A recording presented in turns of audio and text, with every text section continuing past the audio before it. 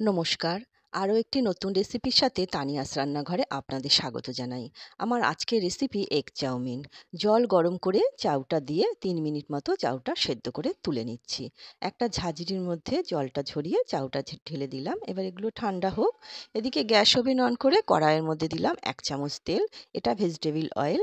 এর মধ্যে ৩টে ডিম ফাটিয়ে দিচ্ছি। স্বাদ অনুসারে নুন দিয়ে ডিমের ভুজিয়াটা তৈরি করে নেব। চাউমিন ভেজিটেবল অয়েল দিয়ে তৈরি করে দেখবেন, খেতে কিন্তু বেশ ভালো লাগে। ডিমের ভুজিয়াটা তৈরি করে নেওয়া হয়ে গেছে, এটা নামিয়ে নিচ্ছি। এবার কড়াইয়ের মধ্যে আবারও আমি তেল দিচ্ছি। ৩ চামচের মতো তেল দিলাম। একদম জিরি করে রসুন কুচিয়ে রেখেছিলাম সেটা দিলাম, আর পেঁয়াজ কুচি দিলাম। দিয়ে ৩০ সেকেন্ডের মতো এগুলো একটুখানি ভেজে নিচ্ছি। একটু ভেজে নিলাম। এবার গাজরটা কেটে রেখেছিলাম সেটা দিলাম। এটাও একটুখানি ৩০ সেকেন্ডের মতো ভেজে নিচ্ছি। কারণ গাজরটা সেদ্ধ হতে একটু সময় লাগবে, ওই জন্য এটা আগে দিলাম। এবার বিনস আর ক্যাপসিকাম কেটে রেখেছিলাম সেটা দিলাম।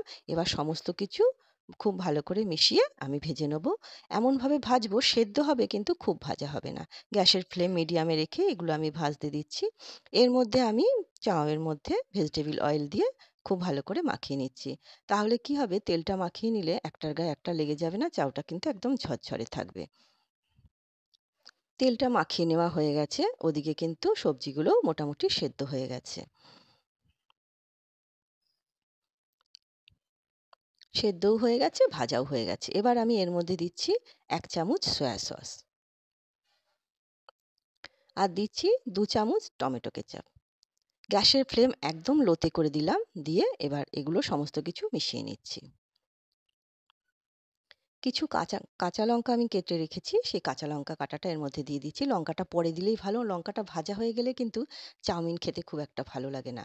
এবার এর মধ্যে সেদ্ধ করা চাউমিনটা দিয়ে দিলাম, স্বাদ অনুসারে নুন দিচ্ছি, আর দেবো চাউমিন মশলা। এই চাউমিন মশলাটা দিয়ে চাউমিন তৈরি করে দেখবেন, খেতে কিন্তু বেশ ভালো লাগে। চাউমিন মশলাটা দিলাম এখানে আমি ১.৫ চামচের মতো, দিয়ে এবার সমস্ত কিছু মিশিয়ে নিচ্ছি। গ্যাসের ফ্লেমটা মিডিয়ামে রেখেই কিন্তু চাউমিনটা খুব ভালো করে মিশিয়ে নিতে হবে। না হলে কিন্তু কড়াইয়ে লেগে যেতে পারে।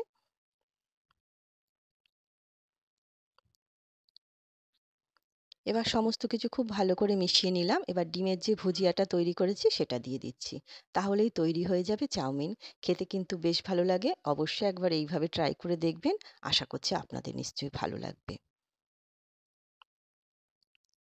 চাউমিন আমাদের রেডি। এবার আমি পরিবেশন করব। দেখুন কতটা সুন্দর হয়েছে, আর খেতে কিন্তু বেশ ভালো হয়েছিল। একটা ডিশের মধ্যে আমি ঢেলে নিচ্ছি। এর ওপর দিয়ে একটুখানি শসা কুচি, পেঁয়াজ কুচি আর কাঁচা লঙ্কা কুচি দিচ্ছি। আর ১ গ্লাস জল তো পরিবেশন করার সময় আমি সবসময় রাখি। আজকের রেসিপি আপনাদের কেমন লাগলো ছোট্ট একটা কমেন্ট করে অবশ্যই জানাবেন। সবাই সুস্থ থাকবেন, ভালো থাকবেন।